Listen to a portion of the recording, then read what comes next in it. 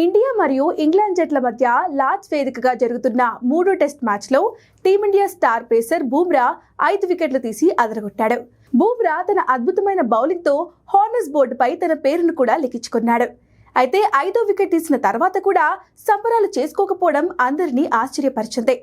Bumrah bowling ఎంతగా ప్రశంసలు అందుకున్నా అతడు ఎందుకు మౌనంగా ఉన్నాడు అంటూ అభిమానుల్లో చర్చ మొదలయ్యింది. తాజాగా ఈ విషయంపై ప్రెస్ కాన్ఫరెన్స్ లో పాల్గొన్న బూమ్రా క్లారిటీ ఇచ్చాడు. దీనికి అసలు కారణం అలసట అంటూ చెప్పుకొచ్చాడు. నిజం చెప్పాలి అంటే నేను బాగా అలసిపోయాను.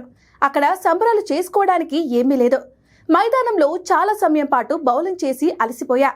ఎగిరి గంతులు వేయడానికి నేనేమీ 22 ఏళ్ల కుర్రాడిని కాదు. అందుకే మౌనంగా ఉన్నానని సమాధానమిచ్చాడు. దీంతో పాటు మరికొన్ని ప్రశ్నలకు ఆసక్తికర కామెంట్స్ చేశాడు. డ్యూక్స్ బాల్ ఆకారం మారటం చూశాను. దీనిపై మాట్లాడి నేను నా ఫీజును పోగొట్టుకోవాలి అనుకోవట్లేదు. ఎంపైర్లు చెత్తబంతి ఇచ్చినా బౌలింగ్ చేస్తాను అని పేర్కొన్నాడు.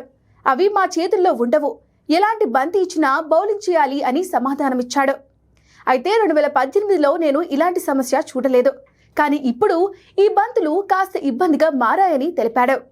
అదే సమయంలో ఒక రిపోర్టర్ ఫోన్ రింగ్ అయింది. దీంతో బూమ్రా ఎవరి భార్యో ఫోన్ చేస్తుంది అని అన్నాడు. దీంతో ఒక్కసారిగా అందరూ నవ్వేశారు. ఇలా ప్రెస్ కాన్ఫరెన్స్ లో చాలా విషయాలు మాట్లాడేశాడు. ఇక తొలి ఇన్నింగ్స్ లో బూమ్రా 27 ఓవర్లు బౌలింగ్ చేసి 74 పరుగులు ఇచ్చి 5 వికెట్లు పడగొట్టాడు.